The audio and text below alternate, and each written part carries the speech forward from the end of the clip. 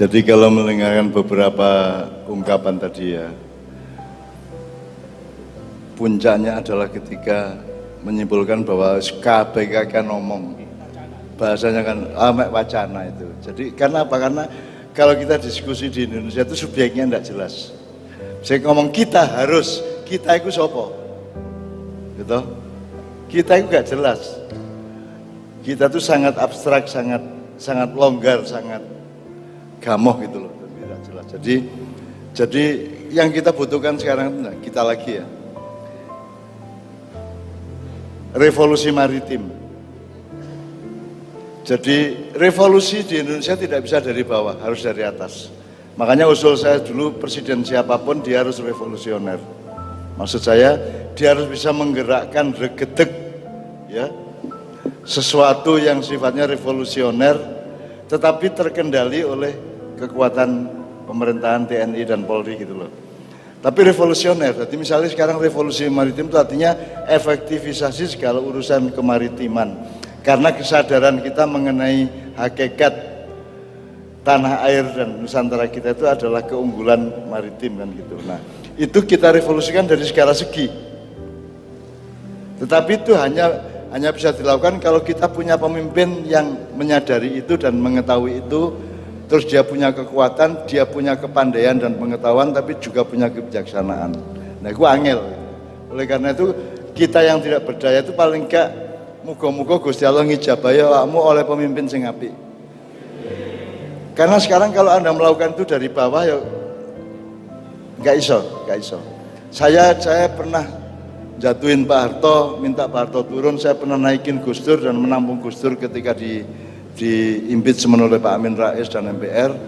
Tapi saya sekarang tidak melakukan apapun kepada pemerintahan pusat karena saya tidak bisa menghitung dan menanggung multi efeknya. Aku biar nggak reformasi karo Cak Nur Kholis Majid, dadine kan taek ini kan gitu. Karena saya tidak bisa menghitung efeknya. Jadi sekarang saya tidak mampu dan tidak mau melakukan revolusi dari bawah. Itu hanya bisa Tuhan ikut berperan menentukan pemimpin Indonesia nanti akan orang yang memang dibutuhkan oleh masalah-masalah Indonesia. Menurut syukur arek maknya gitu ya. Jadi syaratnya harus mengetahui masalah secara persis, pinter berarti ya. Nomor loro harus kuat. Dia punya dukungan komprehensif. Nomor tiga, dia sendiri harus punya kebijaksanaan karena saya kan kuat itu eksploitatif. Begitu pinter ngapusi. Tidak punya kebijaksanaan apapun. Padahal kan itu kan prinsip di dalam sila kita kan musyawarah dengan apa? Kebijaksanaan yang di apa? Nah ya, jadi kita tuh enggak punya itu semua. Jadi aku saiki pokoknya ndelok nang ngarep iki nek Gusti Allah gak melok-melok wis gak iso apa-apa awake dhewe. Jadi kita cuma menyiapkan anakku, ponakanku, putuku meneh-meneh iki muga-muga pilihane mek loro, kate ngiduk wong ta diduk wong. Pilihane kate menindas apa ditindas. Nah, gak mungkin kita milih ditindas. Pasti kok anak-anakku iso melok menindas iki kok nek ngene carane. Oleh karena itu tahun 2024 ini penting. Nah, yang penting itu maksud saya tidak ngomong politik, saya ngomong kira-kira Allah itu akan membuat ketentuan apa menjelang dan pada tahun 2024 menurut saya. Oleh karena itu di Ma'iyah kita melakukan kekhusukan tertentu agar supaya Allah menolong kita semua, karena tanpa itu tidak bisa. Ini gak bisa rek. Semua revolusi horizontal akan menghasilkan kemudaratan, tidak bisa, gak bisa. Sing salah paham kakean, sing memfitnah kakean. Saiki potensi fitnah dengan medsos dan media model sekarang itu 100%. Dan kita sudah menjadi bangsa yang dalam Quran disebut la yakaduna yafqahuna qaulan, Pak Yai. Jadi suatu bangsa atau suatu masyarakat yang tidak ngerti diomongin apa saja, atau memang pura-pura tidak mengerti atau yang tidak mau mengerti. Jadi semua dipelesetkan, semua dibiaskan, semua dijadikan fitnah. Jadi gak iso apa-apa saiki, kejaba Allah gawe goro-goro. Nek Allah gak gawe goro-goro gak iso apa-apa. Gitu ya. Upama aku gawe pasukanku yang kok dari 1000 kayak 50. Sing 150 dibagi sego ya ucul kabeh kan gitu. Jadi Jadi saya tidak punya rencana apa-apa yang sifatnya horizontal. Akan ada rencana-rencana macam-macam dari Jakarta dan dari beberapa tempat yang lain, tetapi saya tidak mau terlibat secara horizontal. Tapi saya mau ikut, mau mengistighosainya kepada Allah Subhanahu wa taala. Karena nek gak Gusti Allah melok-melok gak iso. Gitu loh. Dan yang Anda harapkan tadi, cita-cita ke depan tadi itu hanya bisa dilakukan kalau kita mendapat pemimpin yang memenuhi syarat. Dan sampai hari ini kita tidak punya pemimpin yang memenuhi syarat di bidang apapun. Bahkan kita ini sudah sibuk dengan dunia akademis dan ekspertasi, nanti prakteknya dalam pemerintahan juga tidak dipakai ekspertasi itu. Sing ahli banyu ngurusi lemah, sing ahli lemah ngurusi banyu, sing ahli kirik ngurusi wedhus, sing ahli wedhus ngurusi sapi, sing ahli sapi ngurusi tegus dan seterusnya. Tidak ada disiplin ekspertasi di dalam birokrasi dan demokrasi kita. Dan rakyat kita juga tidak punya daya apapun dan tidak punya pengetahuan apa untuk memilih apapun. Tak bisa. Kata ya apa? Nek mengandalkan demokrasi wong arek-arek gak ro kabeh. Ono bupati ketangkep KPK dihukum 4 tahun, balik nang daerahnya dipilih meneh kok. Dadi bupati meneh kok. Terus ditangkep meneh, balik meneh. Melok pilihan meneh, dipilih meneh kok. Lah ya apa? Ya apa katanya? Wong rakyat ya gak kapok-kapok. Senengane gandangan ae, gandangan kapal keruk taline kenceng. Suka ngantuk taline kenceng. Lah. Apa Anggi iku awakmu iku di dunia perkapalan itu menggambarkan kapal keruke. Ono kapal pesiar, ono kapal ini kapal keruk. Kapal keruk taline kenceng, suka ngantuk taline kenceng ngono ya. Enak Surabaya iku rek. Surabaya itu pegas budayanya, Pak. Pegas itu artinya mentul-mentul itu gampang. Gak gampang pecah, gak gampang legrek ngono. Justru karena itu mereka yang paling potensial untuk revolusi karena tidak akan mengakibatkan bumerang-bumerang yang terlalu membahayakan gitu ya. Kalau Jogja mungkin terlalu halus dan terlalu kaku gitu ya. Kalau Surabaya kan pegas apa ya, mentul-mentul lah. Iya, ya kayak Anggi lah. Dibanting ngono ya mumbul ya malahan. Ngepir gitu. Oke, sekalian sekarang saya tidak bermaksud mengakhiri acara, tapi kita puncai, nanti endingnya kita akan nyanyi bersama aja untuk kejayaan Nusantara masa depan karena tema kita adalah membangun keunggulan maritim. Tadi saya lupa bercerita Pak, jadi sing bengkuang lho rek, kapal Mojopahit berupa bengkuang itu kan kemudian kan dirampok karo Portugis, karo pasukan-pasukan Portugis, perampok-perampok yang dari Eropa menjarah seluruh dunia termasuk ke lautan Indonesia. Jadi hancurnya kekesatriaan dan etos kepribadian bangsa Indonesia itu sejak itu.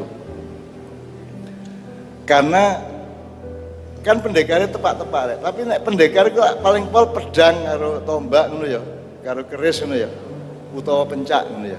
Tapi nek musuh meriem ya apa, nek musuh bedil ya apa. Nah, Pak tentara Mojopahit yang mengawal kapal bengkuang untuk mengangkut rempah-rempah ke luar negeri itu dirampok oleh Portugis. Masih kuwate ya apa tentarane sakti ya apa masih duwe aji lembu sekilan, masih duwe keris sangkelat, tapi nek dibedil dimeriem ya tetap kalah. Akhirnya mereka berpikir jane sing jantan iku ya apa, urip sing satria iku ya apa. Kan kalau pakai meriem kok gak satria to, Dik. Nek kon gelut ya gelut, gak bandem.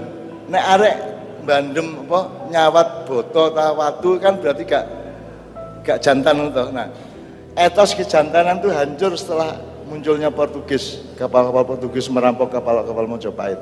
Karena tentara-tentara Mojopahit kemudian berpikir janjane urip iki ya apa sih? Aku wis saktine kaya ngene tapi dibedil teko doan ya mate kan gitu. Akhirnya mereka menomorduakan kesatria, menomorduakan etos kekesatriaan kan gitu. Akhirnya lama-lama urusannya bukan kekuatan pribadi lagi, urusannya adalah kekuatan militer kan gitu. Nah, sejak itu kemudian kita berguguran, kita kehilangan berbagai macam etos dan prinsip-prinsip kebudayaan kita. Gitu. Nah, sekarang kita harus bangun kembali. Kita harus bangun kembali. Jadi kalian harus kritis terhadap globalisasi, terhadap renaissance dulu, terhadap nilai-nilai konspirasi internasional segala macam, kenapa ibu kota mau dipindah segala macam. Saiki lah TNI wis gampangannya wis ndak berdaya, Islam ya wis gak berdaya di Indonesia mergo dipateni dhewe karo Islam gitu. Sekarang tinggal kekuatan yang mengkhawatirkan itu kekuatan Jawa. Nah, untuk menghancurkan kekuatan Jawa secara bertahap itu caranya adalah nomor satu, ibu kota dipindah ke Kalimantan. Maka kekuatan Jawa akan dengan sendirinya kehilangan intensitas dan dialektika budaya politik di antara mereka kan gitu. Nah, itu barusan saya ngobrol sama Pak Rektor, jadi memang tapi gak usah ngurusi iku rek. Sing penting awakmu sebagai wong perkapalan iku duwe etos masa depan, wani bercita-cita, dan nek awakmu dadi wong sing ancene kudune dadi sebagaimana qadarnya Allah, ojo kuwatir ku Allah sing ngewangi. Karena peperangan yang dialami Kanjeng Nabi itu juga tidak rasional. Perjanjian Hudaibiyah itu juga tidak rasional. Sekarang kita berada pada situasi Hudaibiyah anak-anak maknya ini. Nah, didelok-delok aja nih maknya ya duduk NU, duduk Muhammadiyah, duduk Parpol, duduk Ormas, duduk opo-opo, gak ada kekuatan opo-opo. Tetapi kekuatan kita terletak pada bahwa kita tidak melakukan yang orang lain lakukan yang jelas malah merusak. Minimum kita tidak ikut merusak. Gitu loh. Itu kekuatan juga. Kita tidak membuat institusi apapun yang selama berabad-abad terbukti, berpuluh-puluh tahun terbukti merusak dan minimum tidak bisa mengatasi masalah. Nah, kita di maknya kita tahu bahwa kalau kita tidak bisa mengatasi masalah, minimum tidak menambah masalah langsung ya. Nah, kita tidak menambah masalah, dan insya Allah mudah-mudahan itu membuat Allah nanti memandatkan kepada teman-teman maknya untuk mengatasi masalah pada suatu hari. Aku ngenteni dino di mana nanti ono wong gede sing ndelosor ning ngarepku. Tak enteni hari itu.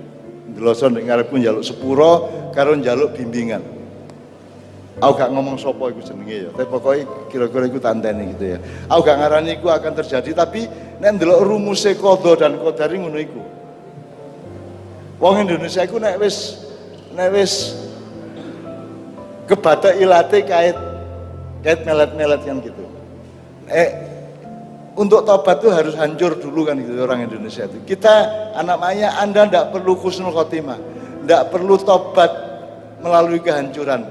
Tobat mulai saiki, apik terus husnul hayat, tidak usah husnul khotimah. Husnul khotimah berarti sebelumnya Anda su'ul hayat gitu kan. Ngerti ya maksudnya ya? Oke. Nah, sekarang untuk itu mari kita masuk ke dalam keheningan. Saya minta Mbak Nia membawakan sholat Madura, sholat Madura itu ya kesayangan Allah juga ya toh. Meskipun kita kehilangan Yai Muzamil ya. Saya kira suku Madura itu adalah suku Melayu yang terbuang dari Kepulauan Melayu. Ngono antropologi ini biyen teh.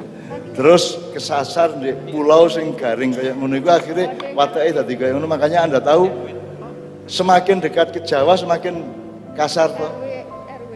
Semakin jauh dari Jawa, semakin haluskan, aneh tau itu secara proses antropologi. Seharusnya kan terbalik. Mestinya wong Bangkalan halus-halus, wong Sumenep kasar-kasar, kan terbalik. Wong Sumenep halus-halus, wong Sampang Bangkalan kasar-kasar. Mergo memang itu bukan asal usulnya berasal dari antropologi Kepulauan Jawa, tapi dari Melayu.